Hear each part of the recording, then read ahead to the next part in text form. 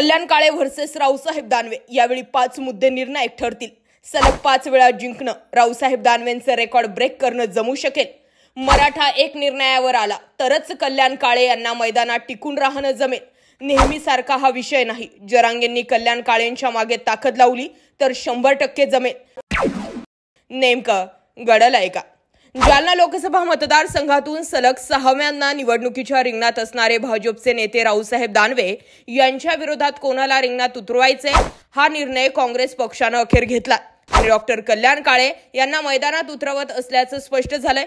मराठा आरक्षण आंदोलनाचे केंद्रस्थान असणाऱ्या जालना लोकसभा मतदारसंघात सत्ताविरोधी मानसिकतेचा लाभ मिळू शकतो का याची चाचपणी कल्याण काळे करत होते। तो रोष मतदानातून परावर्तित व्हावा म्हणून त्यांनी गेल्या महिनाभरापासून जालना जिल्ह्यातील भेटीगाठी वाढवल्या। त्यांची उमेदवारी जाहीर झाली। राजकीय लढाई आता ही लक्षवेधक ठरू शकते। 1989 पासून जालना लोकसभा मतदारसंघ भाजपच्या ताब्यात आहे। त्याला 1991च्या अंकुशराव टोपे यांच्या काँग्रेसच्या विजयाचा अपवाद वगळता 1996 पासून या मतदारसंघात काँग्रेसला विजय मिळवता आलेला नाहीये।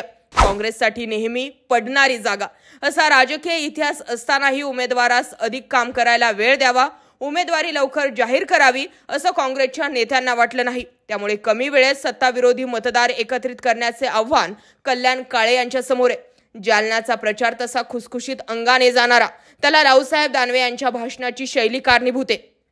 एकापेक्षा एक मनोरंजक किस्से सांगणारे रावसाहेब दानवे यांचा संपर्कही दांडगा आहे। ग्रामीण बेरकीपणा त्यांच्यामध्ये ठासून भरलेला आहे। कोणत्या गावात रेशनवर धान्य वेळेवर पोहोचले नाही, निराधार योजनेतून कोणाला पगार चालू झाला नाही, कोणाला कोणत्या गावात कोणती योजना मंजूर केली असे अनेक तपशील त्यांना तोंडपाठ असतात। मध्येच गाडीतून उतरून घोड्यावरून रपेट मारणारे रावसाहेब किंवा गावातल्या एखाद्या म्हातारीबरोबर गप्पा हाणत स्वप्रतिमा ग्रामीण राहील याची काळजी घेणारे रावसाहेब दानवे यांनी केलेल्या विकास कामांवर कल्याण काळे यांना बोट ठेवता येईल का हे मतदार तपासतील। विकासाच्या मुद्द्यावर रावसाहेब दानवे यांना घेरता येईल का यावर या निवडणुकीचे निकाल लागतील अशी शक्यता जी आहे ती वर्तविण्यात येते। या पलीकडे जाऊन सुद्धा ट्विस्ट इथे आहे की याच ठिकाणी मनोज जरांगे पाटील यांनी आरक्षणाचा लढा सुरू केलेला होता। त्यामुळे मनोज जरांगे पाटील हे जर कल्याण काळेंच्या मागे उभे राहिले तर रावसाहेब दानवेंना पाडणं अशक्य सुद्धा नाही। आता कल्याण काळे नेमकी कोण आहेत ते समजून घेऊयात। कल्याण काळे हे फुलंब्री मतदारसंघाचे माजी आमदार आहेत। त्यांनी 2009च्या विधानसभा निवडणुकीमध्ये हरिभाऊ बागडे यांचा 2587 मतांनी पराभव केला। त्यानंतर 2014 आणि 2019 मध्ये ते पराभूत झाले। मात्र काँग्रेस टिकवून धरण्याचं काम त्यांनी केलं। डॉक्टर काळे हे विलासराव देशमुखांचे कट्टर समर्थक। पुढे बाळासाहेब थोरात यांनी कल्याण काळे यांच्याकडे पक्षातील महत्त्वाच्या जबाबदाऱ्या दिल्या। छत्रपती संभाजीनगरचे जिल्हाध्यक्ष म्हणून त्यांनी काम केलं। जालना लोकसभा मतदारसंघात सिल्लोड, फुलंब्री, पैठण आणि शहरातील काही भाग येतो। त्यामुळे या विधानसभा मतदारसंघातील संपर्काच्या जोरावर अधिक पुढे जाता येईल असा त्यांचा होरा आहे।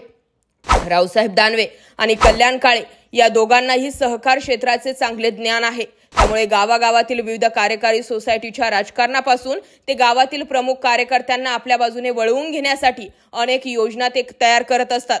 खरे तर 2 वेळा जालना लोकसभा मतदारसंघातून पराभवाचा सामना केल्यानंतर तिसरी वेळ सत्ताविरोधातील रोष एकत्रित करण्यासाठी काळे आता मैदानात उतरलेत। त्यांच्या उमेदवारीच्या घोषणेमुळे जालना लोकसभा मतदारसंघातील प्रचार यावेळी अधिक टोकदार होईल असं सांगण्यात येत आहे। परंतु या ठिकाणचा मुद्दा जास्तीत जास्त जर उचलला गेला तर तो मराठा समाजाकडूनच उचलला जाईल। मनोज जरांगे पाटील हे बीजेपीच्या अगेन्स्ट आहेत। त्यामुळे रावसाहेब दानवे यांना मराठा समाज या ठिकाणी पाठिंबा देतो की नाही हे पाहणं सुद्धा गरजेचं आहे। बाकी यामध्ये तुम्हाला काय वाटतं? काळे दानवे दोघांपैकी स्ट्रॉंग लीडर कोण आहे? कमेंट जरूर करा। जय महाराष्ट्र पब्लिक।